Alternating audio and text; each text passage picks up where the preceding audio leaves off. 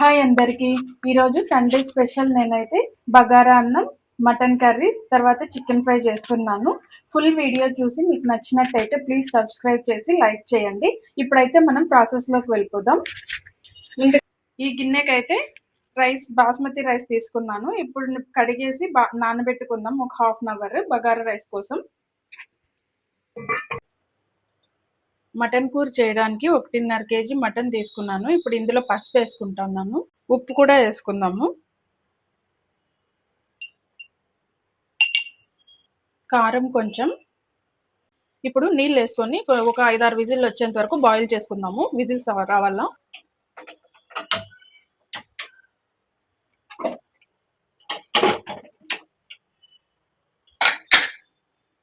Mutton ఇప్పుడు 5 whistles పెట్టుకున్నాను. ఒక 70% అయితే బాగా ఉడికింది. ఓ స్టవ్ మీద ఒక గిన్నె పెట్టుకొని అందులో ఆయిల్ అయితే వేసేసుకుందాము. ఆయిల్ వేసుకున్న తర్వాత వేడెక్కాక లవంగాలు, చెక్క, ఒక బిర్యానీ ఆకు అయితే వేసుకుందాము.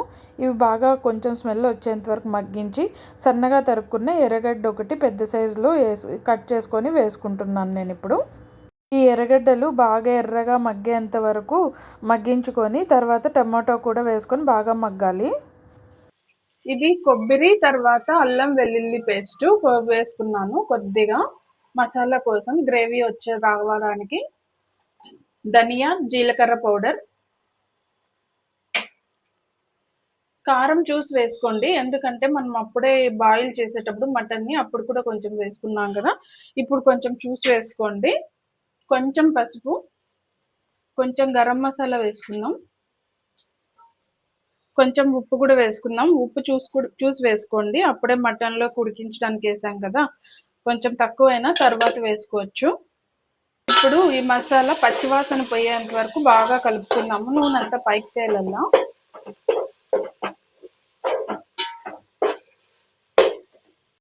చూడండి, ఆయిల్ అయితే బాగా పైకి వచ్చేసింది కదా, మనకి మసాలా కూడా బాగా వేగిపోయింది. ఇప్పుడు మనం ఉడకబెట్టుకున్న మటన్ అయితే ఇందులో వేసేసుకున్నాము వాటర్తో సహా.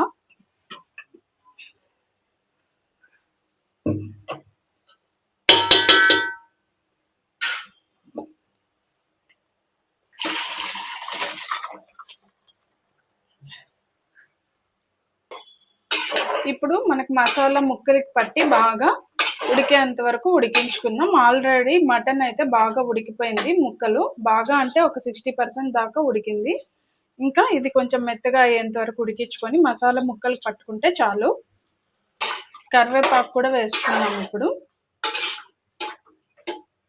మూత పెట్టేద్దాం ఇది బాగా ఉడికేంత వరకు. మటన్ కూర అయితే మనకి ఉడికిపోయింది, చూద్దామా. చూడండి, బాగా ఉడికిపోయింది కూర. ఇప్పుడు దీంట్లో కొంచెం కొత్తిమీర వేసుకొని దించేసుకున్నాము, అంతే.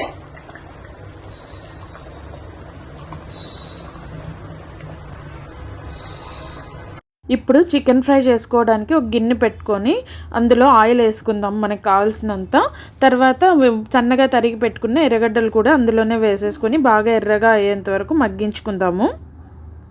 ఇప్పుడు కడిగి పెట్టుకున్న చికెన్ అయితే ఇందులో వేసేద్దాం. నేనైతే 1 kg తీసుకున్నాను చికెన్ని.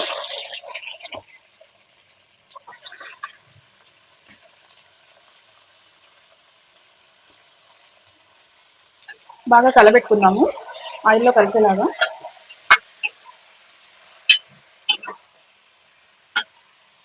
ఇందులోనే నీళ్ళు వస్తుంది, నీళ్ళు వచ్చి ఉడికిపోతుంది బాగా చికెన్. మనం సపరేట్గా ఏం వాటర్ వేయనవసరం లేదు. ఇప్పుడు ఇందులోనే కరివేపాకు కూడా వేసుకుందాము. కరివేపాకు వేస్తే ఫ్లేవర్ బాగా వస్తుంది చికెన్లో కంటుకొని. ఇప్పుడు ఉడికేటప్పుడు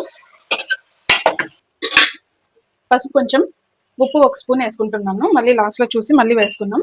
ఇప్పుడు ఇదంతా బాగా కలబెట్టుకొని కొద్దిసేపు మూత అయితే వేసి పెట్టుకుందాము. ఇందులోనే వాటర్ వస్తుంది, అందులో బాగా చికెన్ ఉడికిపోతుంది. మీడియం ఫ్లేమ్లో పెట్టుకొని ఉడికించుకుందాము.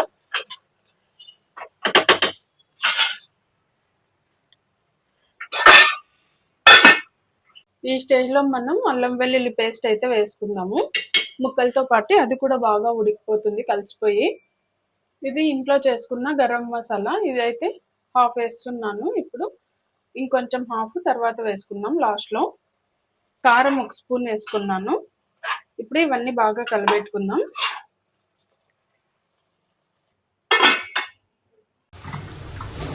చికెన్ అయితే బాగా ఉడికిపోయింది మనకి, చూడండి. మంచి కలర్ఫుల్గా వచ్చింది.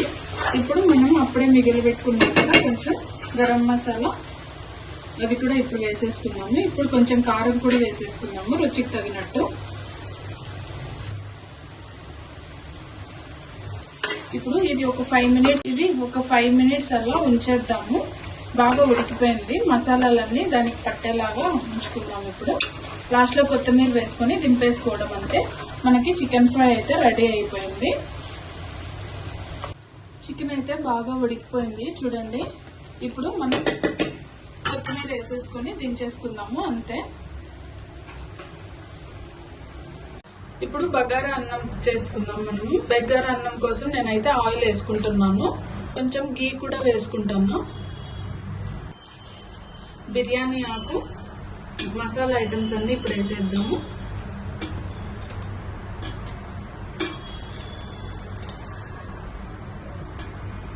చిన్నగా తరిగి పెట్టుకున్న ఆనియన్స్, ఇవి బ్రౌన్ కలర్ లోకి వచ్చేంత వరకు బాగా వేయించుకున్నాము. పెట్టుకున్న పచ్చిమిరపకాయలు కూడా ఇప్పుడు ఇందులోనే వేసేద్దాం. ఆనియన్స్ బ్రౌన్ గా అయితే అయిపోయినాయి చూడండి.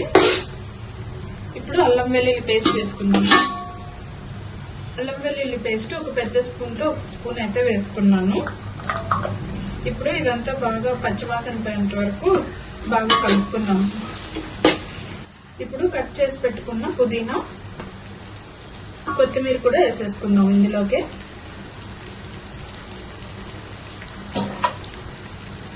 బాగా కలుపుకుందాము పచ్చివాసన పోయేంత వరకు.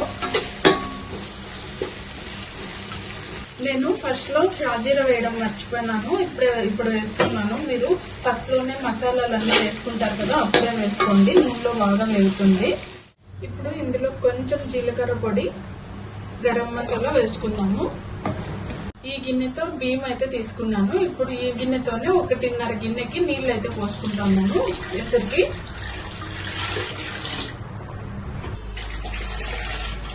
ఉప్పు కూడా వేసేసుకున్నాము. వాటర్ అయితే బాగా కాగిపోయినాయి. ఇప్పుడు సాల్ట్ అయితే చెక్ చేసుకొని బియ్యం అందులోకి వేసేద్దాము. సాల్ట్ అయితే సరిపోయింది. నేను ఇప్పుడు బియ్యం ఇందులో వేసేసుకుంటున్నాను.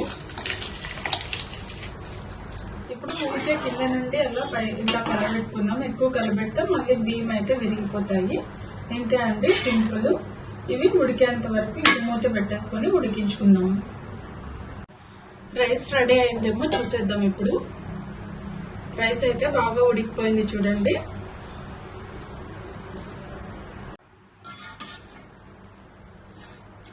చూడండి బాగా వచ్చేసింది రైస్. ఇప్పుడు మనం సర్వ్ చేసుకొని తినేయడం అంతే. బగారా అన్నం అయితే రెడీ అయిపోయింది. ఇప్పుడు వడ్డించుకొని తిని టేస్ట్ చూడడమే. సో బగారా అన్నం, మసాలా కూర, తర్వాత చికెన్ ఫ్రై అయితే రెడీ అయిపోయింది. ఎర్రగడ్డలో నంచుకొని తింటూ ఉంటే చాలా బాగుంటుంది. నా వీడియో నచ్చినట్టయితే ప్లీజ్ సబ్స్క్రైబ్ చేసి లైక్ కూడా చేయండి. మీరు లైక్ చేయడం వల్ల ఇంకొంతమంది నా వీడియోని చూసే ఛాన్స్ వస్తుంది. ప్లీజ్ లైక్ చేస్తారు కదా, అలాగే సబ్స్క్రైబ్ కూడా చేయండి.